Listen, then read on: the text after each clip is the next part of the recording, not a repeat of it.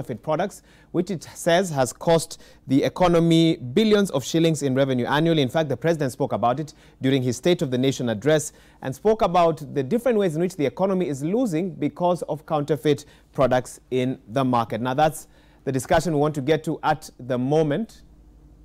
And all the products that you're seeing in front of you, this is not a marketplace that we've opened up this morning on Citizen Extra, but rather these are counterfeit products. Believe it or not, a wide assortment of goods there. I mean, you name it and it can be counterfeited, from shoes, medicinal products, cell phones. I'm seeing cigarettes, I'm seeing chargers, even telephones, cigarettes, soaps, bars of soap, just to name a few. All right, you've heard the expression, if it's like a duck, quacks like a duck, swims like a duck, it probably is a duck. Now, this, for all intents and purposes, looks like an original microphone. Feels like one, and even has the full brand names, but it's not. It's a counterfeit. And that's the shocking thing about the discussion, because when I asked someone from the anti-counterfeiting agency to join me this morning, and I asked him to come with a few products, I actually thought it would be things that you can easily tell are counterfeits. But I have been shocked this morning, and I want to introduce at this time Johnson Andere, I beg your pardon, who's the Deputy Director of Enforcement and Legal Services, Anti-Counterfeiting Agency. Welcome to the program, Mr. Johnson. Thank you. Thank you for finding time to be here with us today and to bring us, my goodness, okay, so where do we begin? I'm sure our viewers are asking, what do we have here? So walk us through, and I think what really caught my attention, and I mean, this shoe just completely looks like it's it could be a very good shoe to have in your cupboard. So how do you tell? And I think that's the question that people are asking, that a product is counterfeited or not. Thank you. There are many ways to tell whether something is counterfeit. For instance, looking at this shoe, one thing is that it is plastic. You see, the Nike mark is plastic, and there are portions of it that is plastic. Now, one thing consumers should know is that Nike does not make plastic shoes. Okay. Yes. So that is one way you would use to identify this product. I mean, and for today, we will show a few products. I have here a box for a cell phone from a cell phone company. Again, you say we are talking about the same thing with this particular product? Yes, these are Techno-branded packaging. Now, it is counterfeit. It is part of what we have seized in the past. Now, this is the phone that was found inside. Okay. And you can see the Techno trademark is on it. But when you open inside, ideally, the trademark, or rather the brand, should also be inside. But this one, the brand that is there is T349. There's no brand name? There is no brand name. Okay. Yes. One of my producers here, Lodrick Mayabi, I think he's a lover of Shark energy drink. He could not believe. In fact, his question was, will this give me the same effect as the original one? Yes, this is an imitation of the shark. You see, it's an imitation of the shark. Of the shark product. Yes, of the shark. I don't know that you've tested to tell whether it tastes the same as the original one, or if it. No. we don't test the fake. You don't. Okay. Yes. There's a formula in which you're able to check okay. And so what we have here, maybe just I've seen electric cables. Yes. I can see some sort of set-top box. We have shoes here, fake Timberland shoes. We have cigarettes. We have wall connectors here. What else? We have light bulbs. My goodness, this is quite an assortment. How bad is this situation? What numbers do we have out of Kenya? Yesterday I was doing some research. I was seeing numbers in Tanzania, in Uganda. What are we talking about in terms of statistics in Kenya? How serious is the situation? Now, the private sector has conducted some study, especially the Kenya Association of Manufacturers. And the estimation is that around 50 to 60% of goods in the market are fake. 50 to 60? Yes. I saw some statistics, 1 in every 5 products that a Kenyan buys could be fake, could be counterfeit. Yes, it's prevalent. Okay. Yes. The cost to the Kenyan economy, do we have any numbers? Now, once again, we only have figures from Kenya Association of Manufacturers, and they are approximating around 80 billion Kenya shillings per year. 80 billion Kenya shillings per year.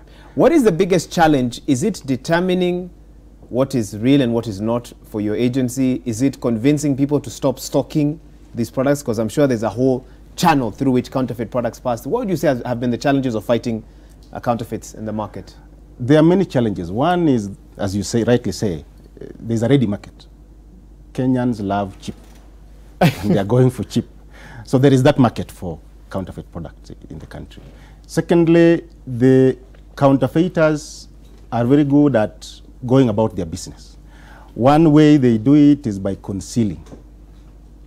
There's a lot of concealment of counterfeit goods as they come through the port. Okay. So they don't declare. So what is declared is not what is actually inside the package. Inside, yes. Or they misdeclare. Okay. For instance, somebody will, one case they talked of, they declared grinding machines, which is zero rated, when all those containers had sugar. Okay. In them. Yes. Let me grab one or two of these. Okay, so I think everyone, when you brought this shoe in, everyone really, I think there are those who are willing to take it even if it's not original. Yes.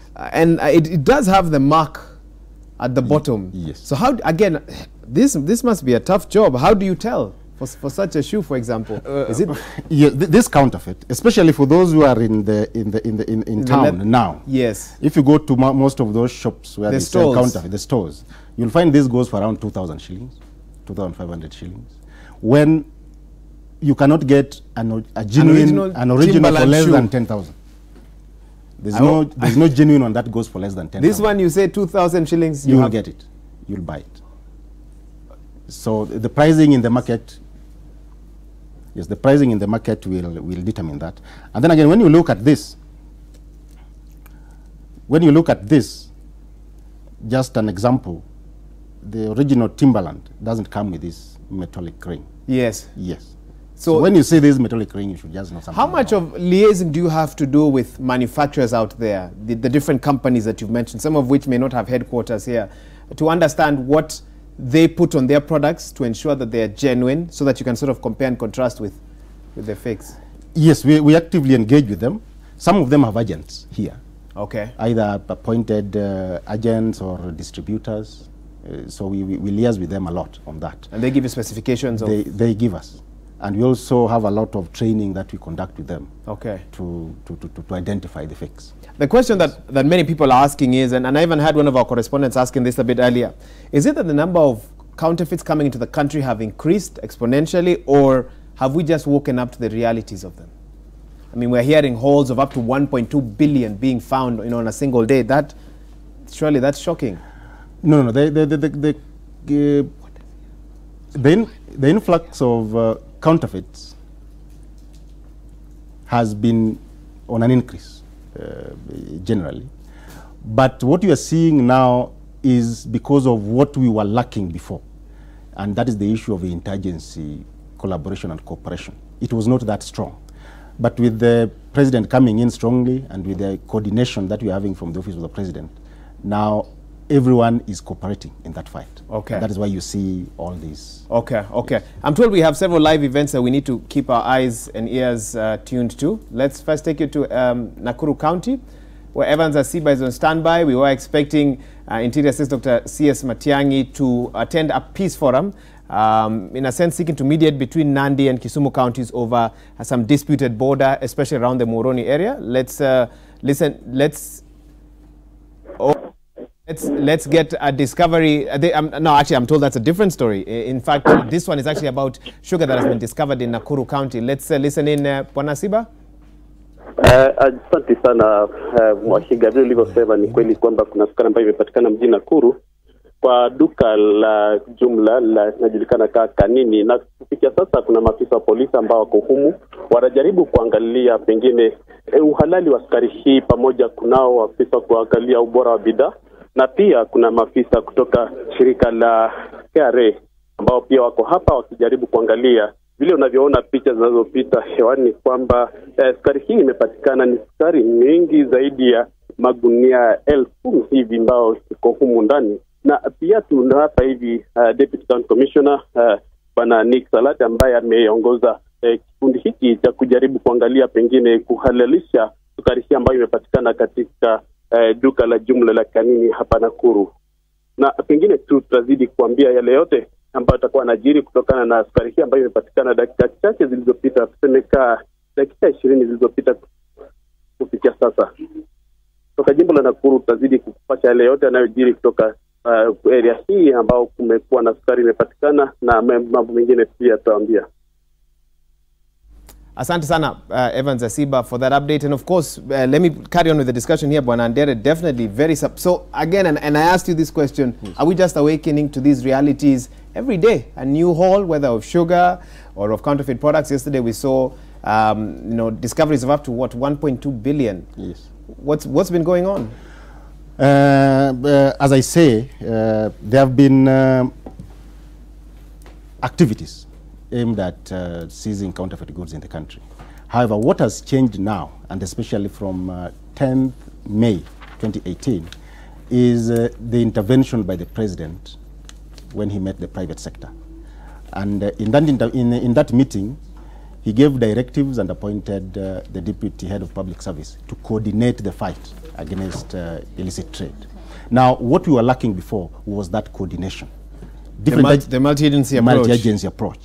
And best practice the world over is that you have one lead agency and then there are other agencies that support that fight. Okay. So we were lacking that coordination, which now we have. So have we missed a lot of opportunities to stop counterfeits in the past? Have many passed through our borders because we lacked that multi-agency approach? Definitely. Okay. For instance, just to demonstrate why, one of the directives that was issued by the deputy head of public service is 100% verification of consolidated containers.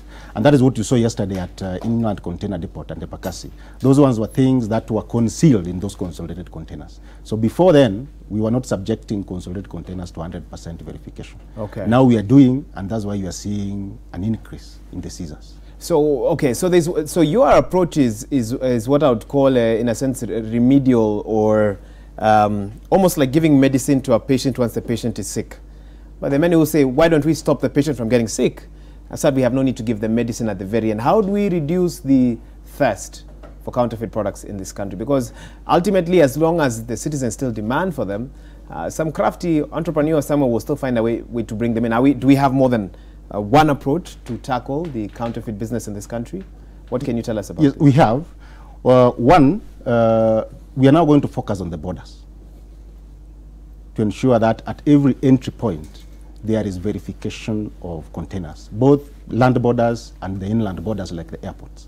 So that is a measure that is ongoing, and we hope that that will reduce counterfeits getting into the country by a huge margin. Okay. Yes. Are you able to map out which counties counterfeits are mostly directed to, for example? Do you have such statistics, or? We have the major entry points to start with. Okay. We have Mombasa, definitely, because it's the major port we have. We have the airports, especially Eldoret, and we have the land borders, especially Busia and Namanga and the rest. And most of these counterfeits go basically to the populated areas. You'll find them in Central Province, you'll find them in Nairobi, you'll find them in Nakuru. That is where they go. That is where they go to? Yes. Okay, so I'm getting some queries here. For example, I see some sort of DVD player by a brand I did not know make DVD players. So let me just reach over in a sense, if I can pick it up. So hypothetically, and maybe you haven't tested it, doesn't look like, would this work? It would work. It would work. But it would not work for very long. Ah. Yes, because it is counterfeit.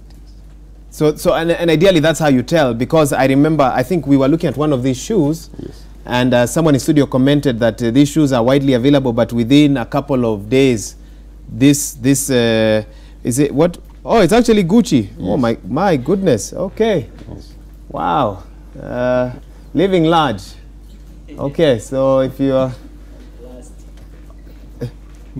okay, so this one plastic also? This is synthetic. Synthetic. This synthetic leather, and Gucci is a luxury brand. It's a luxury brand. You won't find synthetic leather for Gucci. It's pure leather, and it costs a lot of money. Okay. Not this 500, 1,000. No. So Kenyans, be aware. Yes. Of the products that, and the people that you speak to, do they know that they are buying counterfeit products? If you've interviewed some? Some, I would say, feign ignorance. I would say so, but they know. Because, for instance, if you take, for instance, the issue of phones, you know, most of them know the price you'll get a genuine phone at maybe a Safaricom shop. But they'll still go downtown to Ludhuli to buy the same phone at maybe 1,000 bob.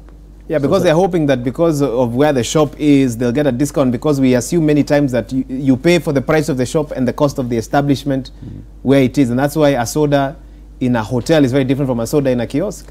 Maybe that's the thinking for some of them. That might be so, but the people we've interacted with, yes, especially the ones we've arrested or the ones who've come to us to complain, they know. Okay. And that is why, for instance, when we carry out inspections, when our vehicles are seen in downtown, people close shops. So they know. They know automatically what's happening. They know automatically what's happening and what they're selling. Okay, okay. That has been Johnson Andere. He is the Deputy Director, Enforcement and Legal Services, Anti-Counterfeiting Agency. And I can assure you we'll be calling you back again and definitely take some more time to go through. We have not even shown you all the products that he has come with. He has got others in boxes just behind the scope of our cameras. But nevertheless,